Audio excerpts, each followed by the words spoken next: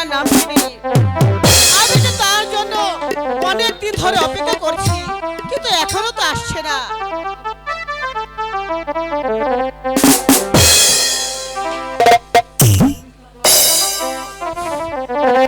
আর সহে না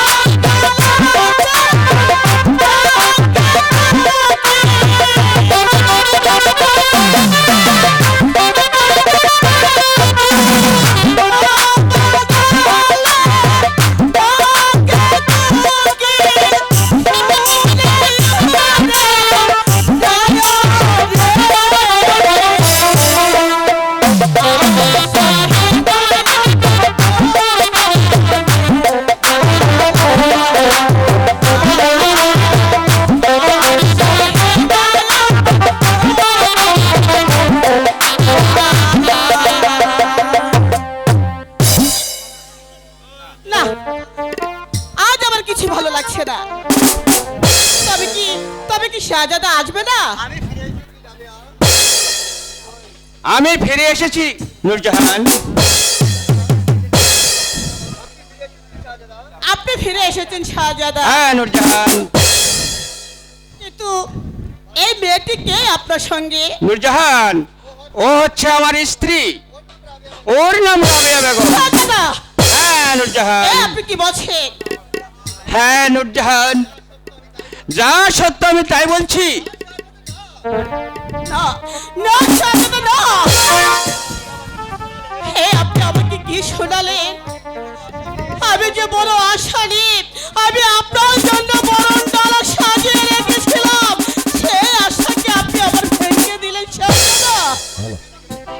কেন কেন আপনি আমাকে মিথ্যে আশা দিয়ে, বলুন বলুন কেন আমাকে আপনি মিথ্যে আশা দিয়েছিলেন? সত্যি নূরজাহান, তোমার ভালোবাসার মর্যাদা আমি দিতে পারিনি, তাই আমি দুঃখিত নূরজাহান। তুমি এখন যাও নূরজাহান। তাই যাচ্ছি শাহজাদা। তবে তবে আপনিও মনে রাখবেন, আমার ভালোবাসাকে প্রত্যাখ্যান করে এই শয়তানিকে বিয়ে করেছেন, এই সংসারে কোনো দিন টিকবে না। কারণ আমি নূরজাহান বেঁচে থাকতে আমি আপনাকে ছোট করতে দেব না। আমি দেখে নেব কোথাকার লোক, কোথায় কে বলে।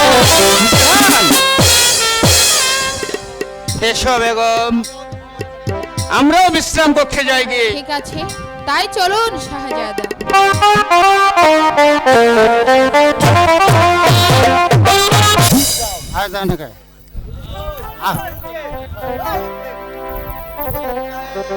ওজির সাহেব, এই আদেশ করেনি বাবাজি। আজ বহুদিন যাবৎ নবাব আমান শাহর দরবারে খাজনা দেওয়া হয়নি, এইভাবে চলতে থাকলে নবাব আমন শাহ আমার বিরুদ্ধে বিদ্রোহ ঘোষণা করতে বাধ্য হবে। হে বাবাজি, ওই নবাবী যদি আমাদের নামে বিদ্রোহ করে আমরাও একটা শ্রীমুরকে স্বাধীনী বলে ঘোষণা করব। হে বাবাজি, আর কোনদিন আমরা ওই কাঞ্চনপুরে খাজনা দেব না। হে বাবাজি, হে আপনি কি বলছেন ওজির সাহেব? হে আমি ঠিকই বলেছি বাবাজি, আপনি এ ব্যাপারে কোনো চিন্তা করবেন না। নবাবের জয় হোক, নবাবের জয় হোক। এক সেনাপতি গর্জন খাব। যাবো না। কাঞ্চনপুরের সেনাপতি আলী হোসেন দরবারে আসার অনুমতি চাচ্ছে জনাব। সেনাপতি গর্জন খা সেনাপতি আলী হোসেনকে সসম্মানে দরবারে পাঠিয়ে দাও। আর কে আছিস? সেনাপতি আলী হোসেনকে রাজ দরবারে পাঠিয়ে দাও। জাহাপনার জয় হোক, জাহাপনার জয় হোক। বলুন সেনাপতি আলী হোসেন কি জন্য দরবারে এসেছেন? জাহাপনা,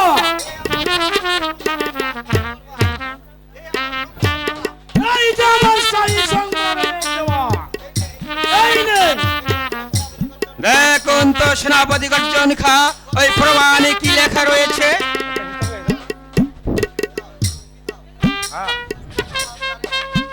শাহজাদা নবাব তারেক,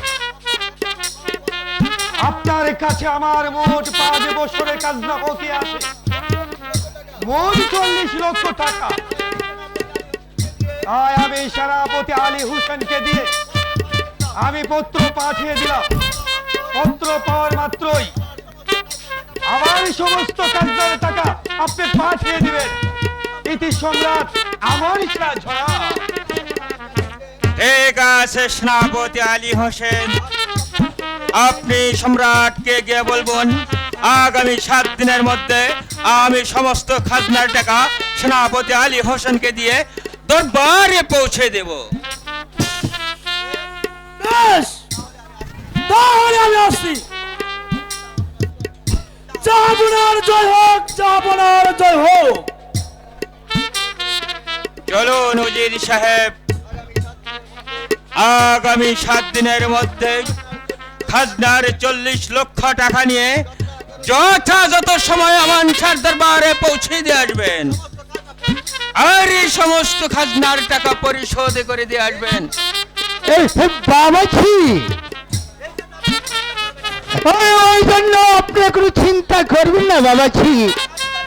আমি আগামী কালেই রওনা হব এই কাঞ্চনপুরে। এই গর্জনটাকে ওই আমার সঙ্গে দিলে ভালো হতো না বাবাজি? ঠিক আছে উজির সাহেব, আপনি গর্জন খাকে সঙ্গে নিয়ে আগামী কাল্লার মতো কাঞ্চনপুর অভিমুখে রওনা করবেন, সমস্ত খাজনার টাকা পরিশোধ করে দিয়ে আসবেন। আজকের মতো দরবার এখানেই সমাপ্তি ঘোষণা করা হলো। আসুন আপনারা। চলুন জনাব।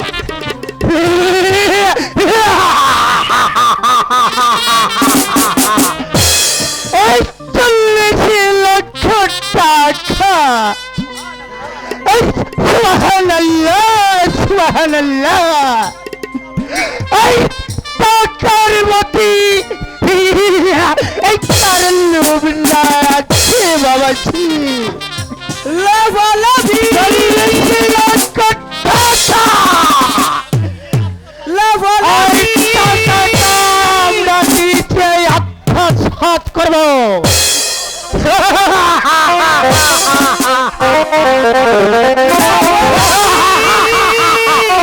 করিস রে বাকি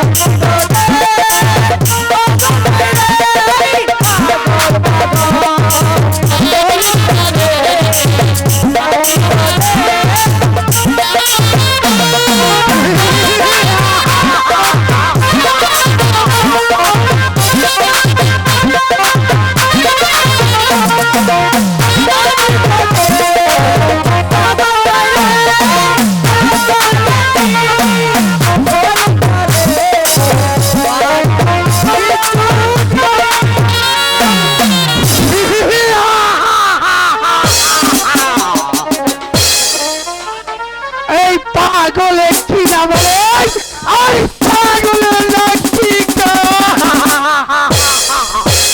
আপনি কি বলতে চাচ্ছেন উজির সাহেব? আমি তার কিছুই বুঝতে পারছি না। এই শোনা গর্জন খা, এই 40 লক্ষ টাকা ওই আমার সারি তলোয়ার রে জমা দেব না। এই 40 লক্ষ টাকা এই আমরা সমানে সমানে এই ভাগ করে নেব, মানে 50-50। তাহলে আমরা শাহজাদা নবাবের সঙ্গে বেইমানি করবো।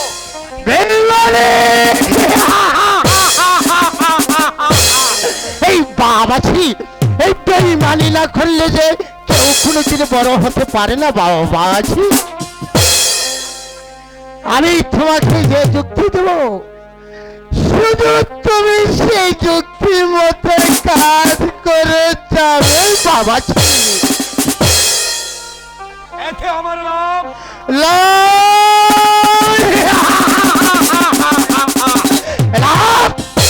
লাভছি বাবাজি তোমার অনেক।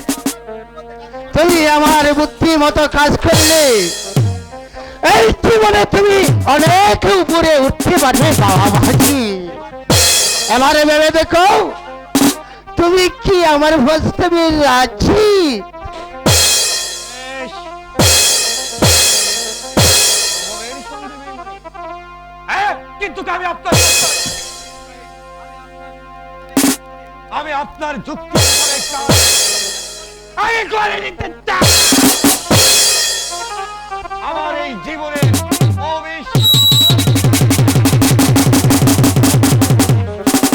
না হলে চলো বাবাজি। কিন্তু সাবধান নজির সাহেব, আজ আপনি যে আমার সাথে অদায় করেছেন, যদি কোনোদিন আপনি আমার সাথে অদায় বন্ধ করেন এই সেনাপতি দুজন, এই তো আমাদের রাজ্যের মানুষ তোমাকে ক্ষমা করবে। সেনাপতি গোল ঘন্টা তোমাকে কখনো ক্ষমা করবে না। তোমার বাবাজি, তোমার সুবহানাল্লাহ। এই আমি তোমার সাথে কোনোদিন এই বেইমানি করবো না এই বাবাজি।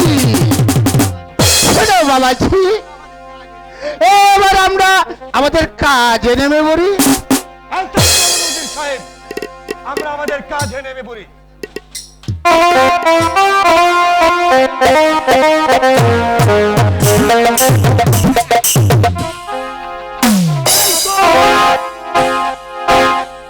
শুরু হয়ে গেছে নবাবের সঙ্গে বেইমানি। আমি জানি ছোট থেকে বড় হতে হলে নিচু সিঁড়ি থেকে একটি একটি করে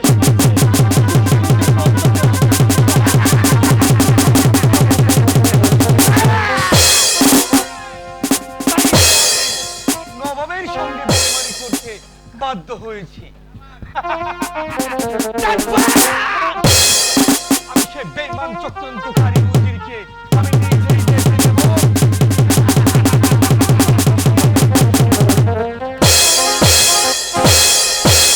আমি শুধু তোমার এই প্রস্তাবে রাজি হয়েছি, তোমার মেয়ে নূরজাহানের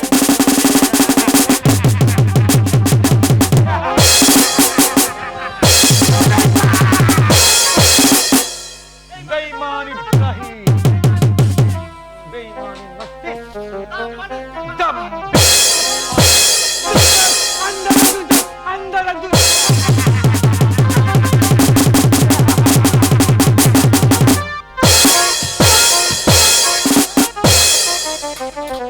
নায়ক চরিত্রে অভিনয় করছেন সাইদুর রহমান, কিশোরগঞ্জ তারাইল বুরগাঁও থেকে আগত। ওনার অভিনয় সন্তুষ্ট হয়ে ওনার এক ভাই ওনাকে 200 টাকা দিয়ে পুরস্কৃত করেছেন।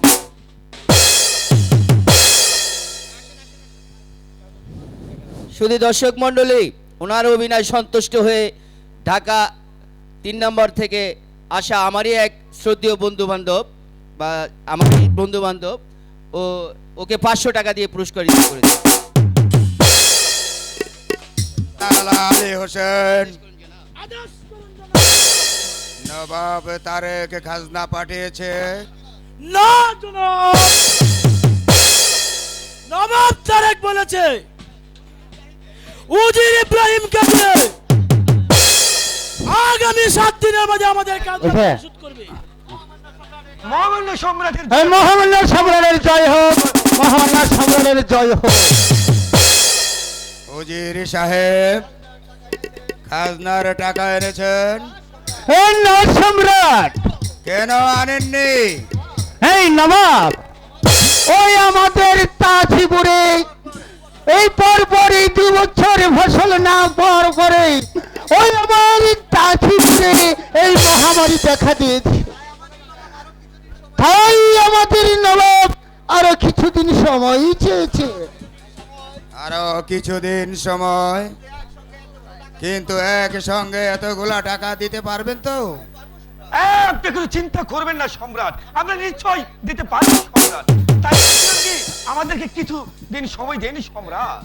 বেশ, তাহলে আপনারা যান। আমি আপনাদেরকে আরো 1 বছরের সময় বাড়িয়ে দিয়েছি। 1 বছর পর আমার খাজনার টাকা যে ব্যয় হোক আমার প্রাসাদে পাঠিয়ে দিবেন। এবার আপনারা যেতে পারো। মানে সম্রাটের জয় হোক, জয় হোক।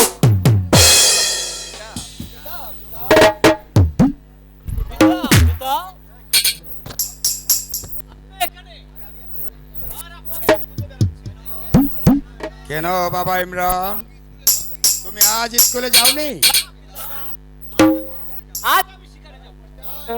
না ইমরান, আমি তোমাকে শিকারে যেতে দেব না। দাদা, ইমরান, তুমি আমার মুখের উপরে কথা বলছো।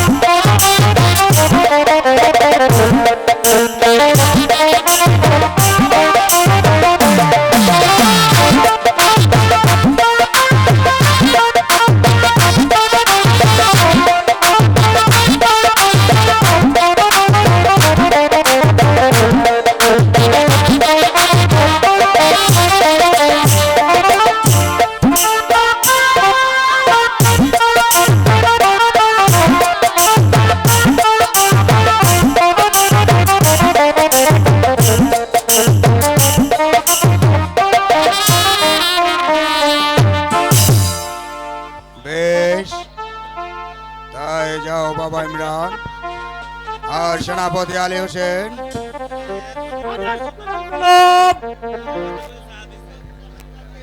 এই আমার ইমরানকে যুদ্ধ বিদ্যা শিখিয়ে দিয়ে শিকারে যাবার জন্য তৈরি করে নাও। আমি একা যাচ্ছি জনাব। চলে আসো ইমরান। তাই চলুন ভাইজান, তাই চলো ইমরান। তাই চলুন।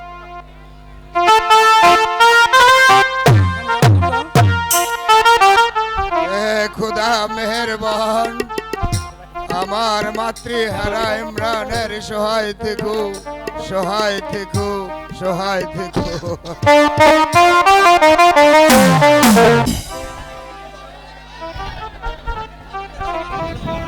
স্বামী যে দরবারে গেল এখনো ফিরে আসছে না, আমার তো কিছুই ভালো লাগছে না। কোথায় রইলে প্রাণের স্বামী গো, দেখলা না শিয়া গো প্রাণের স্বামী, স্বামী গো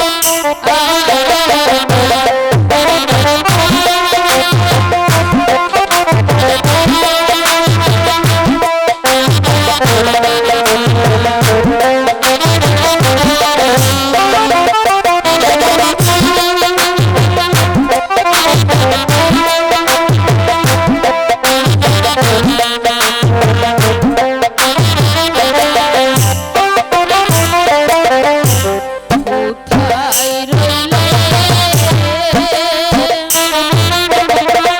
প্রাণের স্বামী গো, দেখলা না শিয়া গো প্রাণের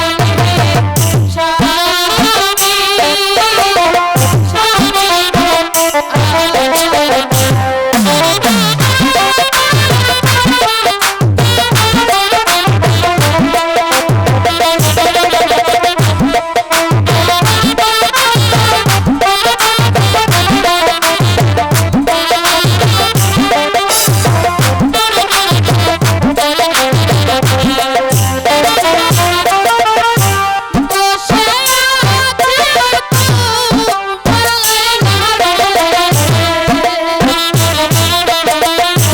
সময় যাইব হিয়া গো প্রাণের স্বামী, স্বামী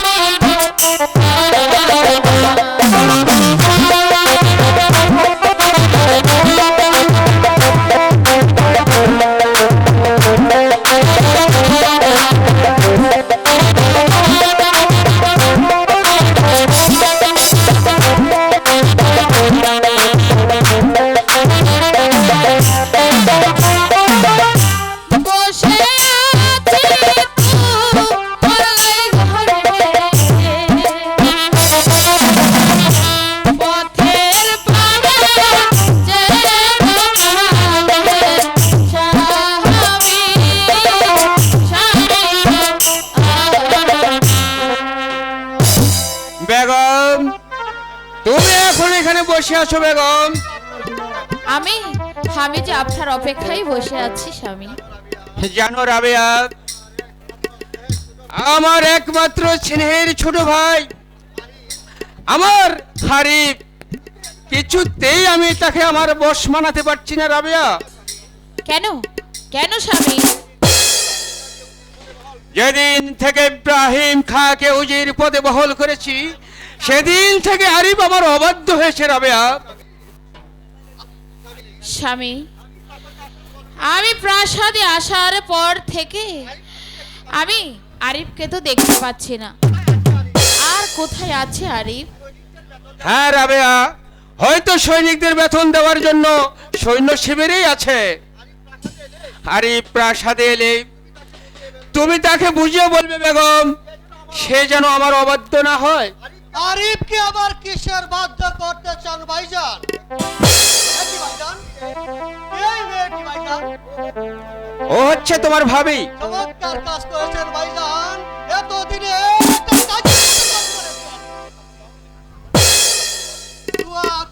ভাবি আমি যেন সত্য ন্যায়ের পথে থেকে তোমাদের মন জয় করতে পারি ভাবি। আরিফ, আমি আমি তোমাকে প্রাণে ভরে দোয়া করি ভাই, তুমি দীর্ঘজীবী হও। বেগম তুমি এখন মহলে যাও। ঠিক আছে, আমি তাই যাচ্ছি স্বামী।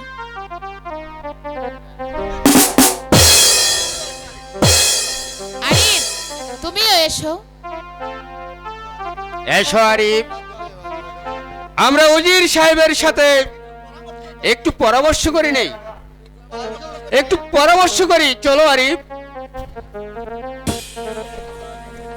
হে খুদা মেহেরবান, যে সতী সাবিত্রী ভাবি এই তাজপুরের বেগম হয়ে এসেছে, আমি যেন তাকে মায়ের মর্যাদা দিয়ে মাথায় তুলে রাখতে পারি, মাথায় তুলে রাখতে পারি। উজির ইব্রাহিম অর্জন খাকে পাঠিয়েছিলাম কাঞ্চনপুরে খাজনা দেওয়ার জন্য, কিন্তু এখনো পর্যন্ত ফিরে আসছে না। এর কারণ যে আমি কিছুই বুঝতে পারছি না। এই আমি ফিরে এসেছি বাবাজি। এসেছেন উজির সাহেব, খাজনার সমস্ত টাকা পরিশোধ করে দিয়ে এসেছেন। হ্যাঁ বাবাজি, এই 40 লক্ষ টাকা আমি পরিশোধ করে দিয়ে আসছি ওই আরমান শাহর দরবারে বাবাজি। এবার যান, আপনি বিশ্রামই করুন গিয়ে। এই বাবাজি, এই বিশ্রাম করার আগে ওই আমি একটা কথা বলতে চাই বাবাজি। বেশ, আপনার কি আর্জি আপনি পেশ করুন। বাবাজি, এই আমার মেয়ে নূরজাহানের কথা কি একবার ভেবেছে?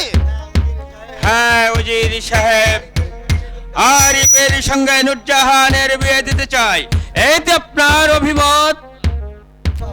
হে বাবাজি, ওই আরিফ বাবাজি যদি রাজি থাকে, ওই আমার কোনো এই অমতি নাই বাবাজি। আজ রাত্রে আমি আরিফকে ভালোভাবে বুঝিয়ে বলবো, সে যেন নূরজাহানকে বিয়ে করতে রাজি হয়।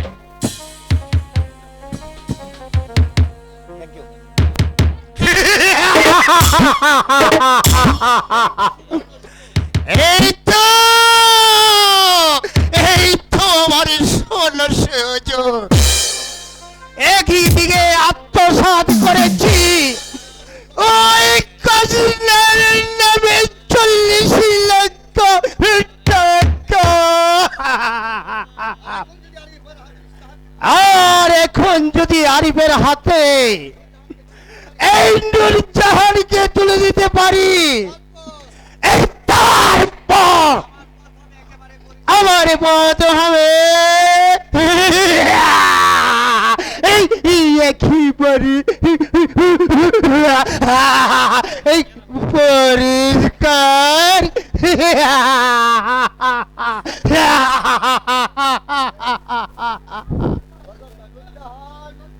নূরজাহান, নূরজাহান কে আমার এই চাই বাবাজি। একে উজির সাহেব, হঠাৎ আপনি এখানে, তার কারণ কি উজির সাহেব? এই কিছুই তুমি বুঝতে পারছো না বাবাজি। এই শুনো গর্জন খা, এই যে নূরজাহান যে আমার একমাত্র মেয়ে, এই আমি এই তোমার হাতে তুলে দিতে চাই বাবাজি। এই উজির সাহেব, আপনি নূরজাহানকে আমার হাতে তুলে দেবেন? হ্যাঁ দেব বাবাজি, দেব। এই তবে তোমার একটা কাজ করতে হবে যে বাবাজি। আমার কি কাজ করতে হবে উজির সাহেব? এই নবাবই তারেককে যে বাবাজি এই তোমার বন্দি করতে হবে। নবাবকে বন্দী! হ্যাঁ বাবাজি, হ্যাঁ। এই নবাবকে বন্দি করতে পারলে এই মস্তক থাকবে শূন্য, আর সেই শূন্য মস্তক এই বসবো আমি, আর সেই সাথে তুমি হবে আমার উচিত। উজিরে আলম আমি হব প্রধান উজিরে আজ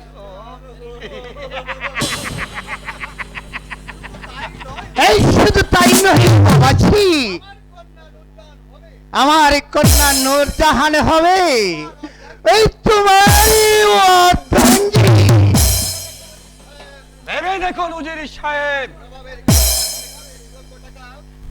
এই কাজনার নামে 40 লক্ষ টাকা আপনি নিজে আত্মসাৎ করেন।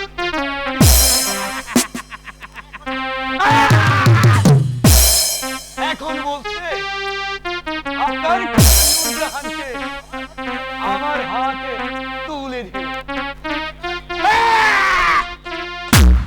যদি বেঈমানি করে তাহলে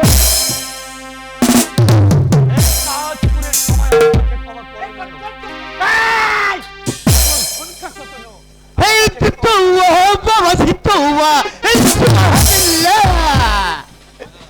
এই আমি কোনো কি তোমার সাথে এই বেঈমানি করবো না এই বাবাজি। তাহলে চলো আমরা নবাবকে বন্দি করে আছি। কিন্তু সাবধান, এরপরেও যদি আপনি আমার সঙ্গে বেঈমানি করেন, তাহলে এই শাড়ি তো তরবার কথা এক থাকে যেন বাবাজি, কথাটা